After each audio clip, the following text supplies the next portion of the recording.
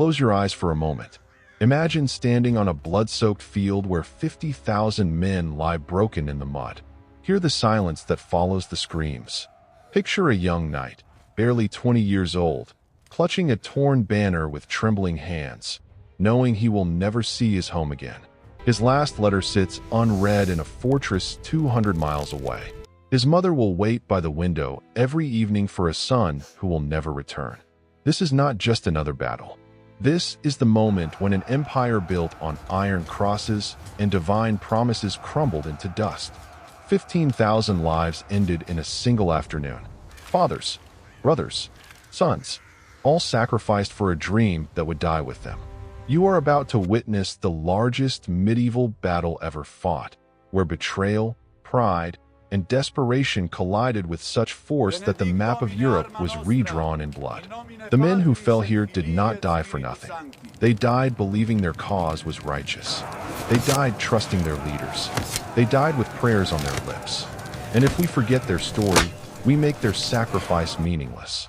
So stay with me, because what happened on that July day in 1410 changed everything. And someone needs to remember. The year is 1410. Across the forests and plains of northeastern Europe, two massive armies are moving toward each other like storm fronts destined to collide.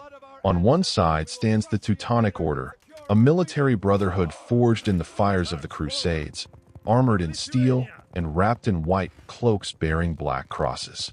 They are the hammer of Christendom in the Baltic, the sword that has carved kingdoms from pagan lands, the force that has made princes and peasants alike tremble at the sound of their hoofbeats.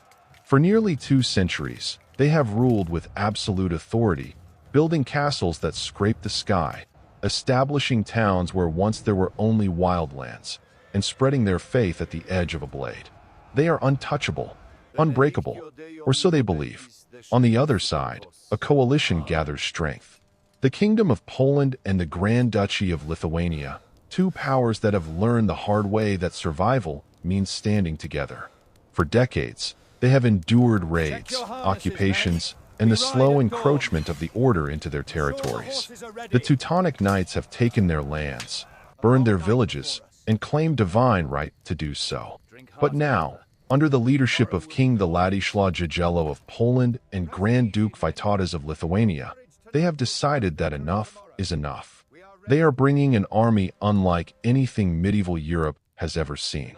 Not just Poles and Lithuanians, but also Ruthenians, Tatars, Moldavians, and even Czech and German mercenaries.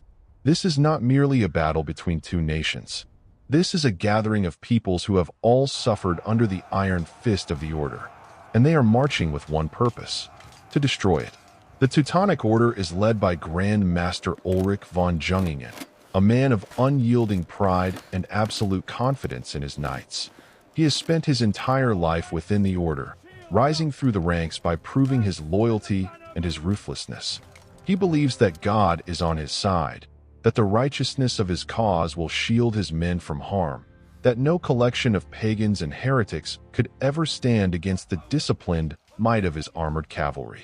He commands perhaps 27,000 men, including the finest heavy cavalry in Europe, knights clad in plate armor atop massive war horses, trained since childhood in the art of war.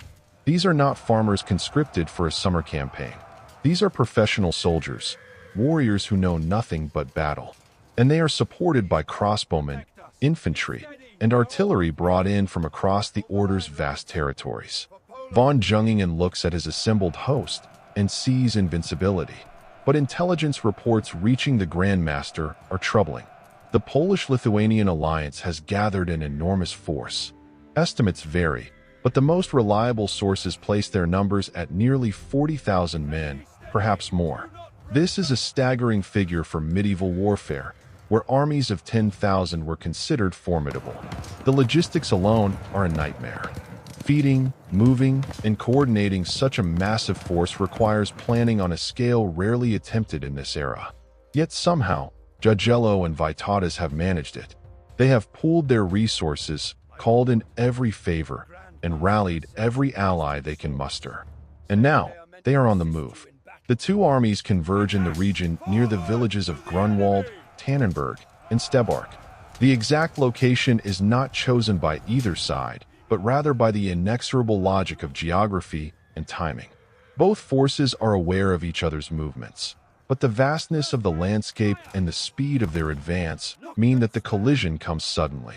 On the evening of July 14th, 1410, scouts from both sides confirm what their commanders already suspect. Tomorrow, there will be battle. That night, the camps are alive with tension.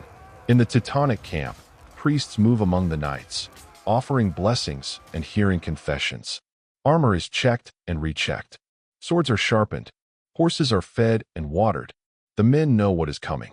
Many have fought in dozens of skirmishes and raids, but few have experienced a battle on this scale. There is a quiet confidence, but also an undercurrent of unease. The size of the enemy force is unprecedented.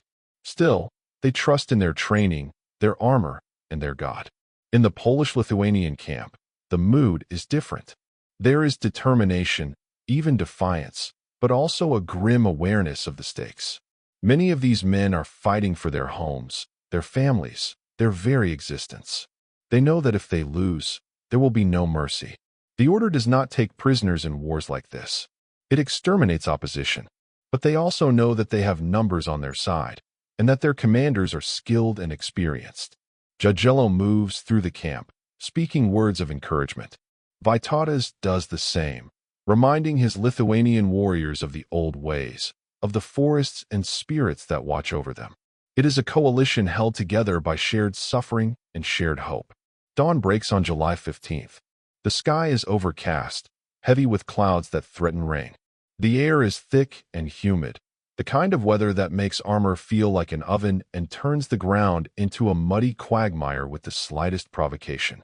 Both armies begin to deploy.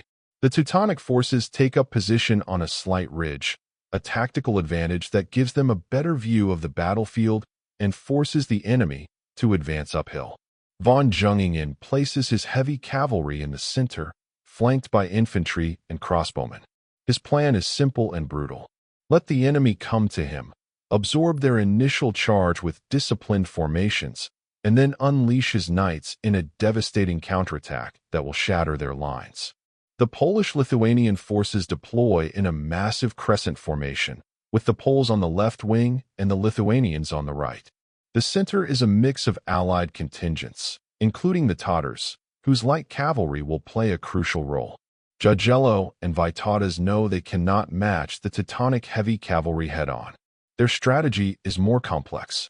They will use their superior numbers to envelop the enemy flanks, while the center holds long enough to prevent a breakthrough. It is a risky plan, dependent on coordination and timing. If any part of the line collapses too early, the entire army could be routed. Hours pass. Both armies stand in formation, waiting. This is psychological warfare.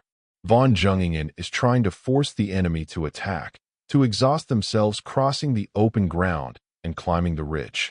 Jagiello is trying to maintain discipline, to keep his massive force from breaking ranks out of impatience or fear. The tension is unbearable.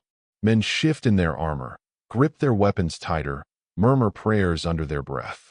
The commanders watch each other across the field, each waiting for the other to blink first. Finally, around midday, von Jungingen makes a calculated move. He sends messengers to the Polish lines carrying 2 swords, a symbolic gesture meant as an insult. The message is clear. If the Poles are too cowardly to attack, perhaps they need better weapons. It is a taunt designed to provoke, to goad Jagiello into a rash advance. And it works. Furious at the insult, the Polish king gives the order. The battle begins. The Polish left wing surges forward, led by heavy cavalry and supported by infantry. They cross the open ground at a run, banners streaming, war cries filling the air. The Teutonic crossbowmen open fire, bolts hissing through the air and punching through shields and armor. Men fall, but the momentum carries the charge forward. The 2 lines collide with a sound like the world splitting open. Steel crashes against steel. Horses scream. Men die. On the right wing, the Lithuanians launch their own attack, but it is different. Vytautas has ordered a feigned retreat, a tactic borrowed from the steppe warriors who fight in his ranks.